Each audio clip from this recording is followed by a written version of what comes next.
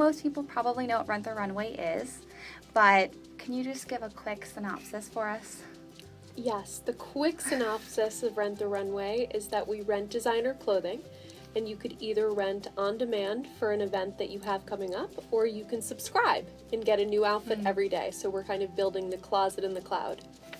I love that. I've used that. Now, can you share how you guys came up with the idea for Rent the Runway? Yeah, it was a personal experience I had with my sister, Becky, who had just bought a Marchesa dress that put her into credit card debt. And she had to have. She had to have it, and she was looking at all of the other dresses in her closet that she described as being dead to her. She didn't want to wear them. She had been photographed in all of those other dresses, and she felt this compulsion to wear something new. And it was a light bulb moment for me that was more important to Becky was the experience of walking into a party, feeling confident, feeling beautiful, than actually owning the item. And what was also important was the photograph that would exist after the event, which would show off how awesome she looked at that event. So I really thought people were ready to bring the experience economy into their closets. It's all about that photograph, isn't it? It's what we do everything, I feel like. So you had this idea and you had this insight from your sister. Where did you go from there? What are the first steps that you took to actually get the business started? I think the first step is to validate, is this a good idea? And often you're not the best person as the one who came up with the idea to answer that question. Yeah. So we decided we would take two routes. One is we would figure out like what designers thought about the idea and whether this would work in the industry. And the second route was, would customers ever rent clothes? So on the designer route, we just started cold calling designers. Okay. And the first one who answered our call was Diane von Furstenberg, which was very lucky. And we met with her and we learned about all of the reasons why she thought the idea wouldn't work. Oh. And it was really helpful because when you learn what the objections are to the idea, it actually helps you make the idea better and stronger. From a consumer standpoint, we set off to actually have real-world pop-ups where we rented dresses. And we saw, would women rent and for what occasions and how much money would they pay and would they destroy them after they rented? And how many times could you dry clean a dress? So we were able to answer all of these key questions about the business by just going out and doing it. And so I would encourage everyone to think about what are the really cheap hack experiments that you can run to test whether your idea has substance. That's a great idea. What were some of the things that you did that you think really helped you succeed? I think number one is hiring a great team and hiring a great team for different stages of the business. Okay. Entrepreneurship is 100% a team sport. It is not about myself as the CEO. It's about how passionate and hardworking and entrepreneurial the team is that you surround yourself with. Because that team is bringing to the forefront every day new ideas, challenging you, making whatever you work on better and brighter. So number one most challenging thing and the number one thing I'm proudest of is building a team. The second thing is learning how to lead this team that you build. Right. So now we have 1,000 people on our team and the business grows a lot every year. So let's say the business doubles every year. I, as the CEO, even though my title stays the same, I have to be 2x every year in order to even just keep up with the business. So you have to think about, well, how do you do that?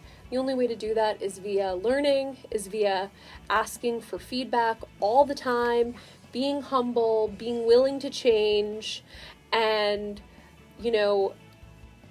knowing that entrepreneurship, that yourself as a leader is a work in progress. Yeah. I mean, next year, my business might have 1,500 people instead of 1,000 people, and I'm going to have to learn on the fly how to be a CEO for that type of company.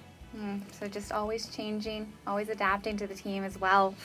And beyond even growing your 1,000-person team, you have now started the second endeavor, which is Project Entrepreneur. And can you share a little bit about why you've now chosen to go down this path and help extend the opportunities to other women?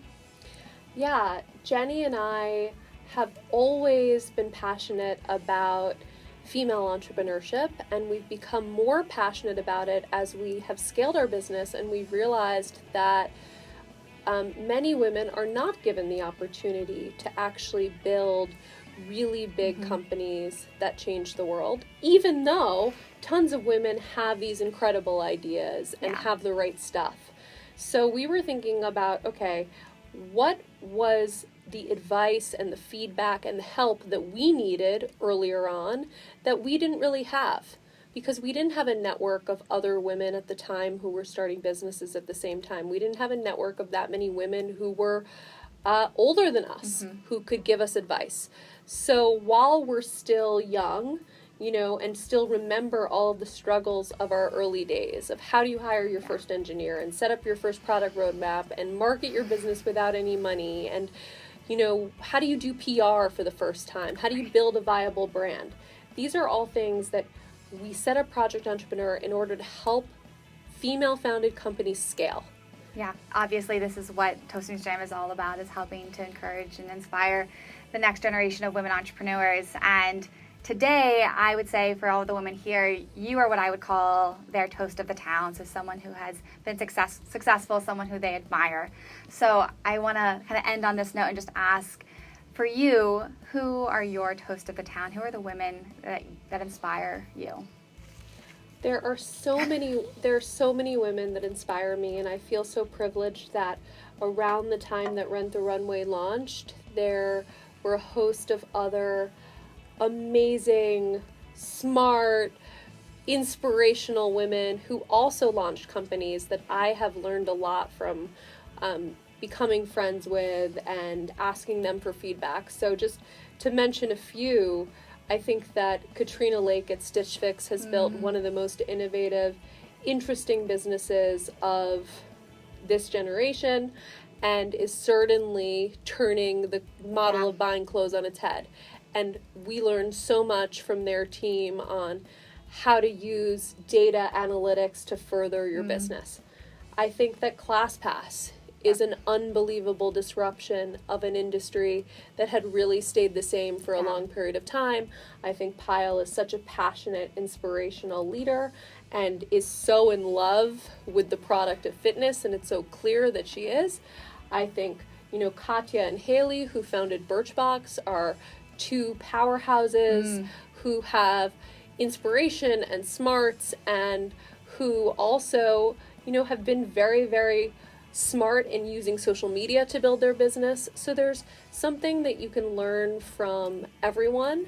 And I think that what's also awesome about female entrepreneurs is that all these women are starting businesses at the exact same time as they are getting married and having kids and having all these exciting things in their life happening. I have my first on the way right now. I'm really excited. My co-founder Jenny just had her third baby, and you know, it is possible to really create the life that you want to have for yourself. It's a lot of hard work, but if you're passionate about what you're building, it is just the best adventure ever.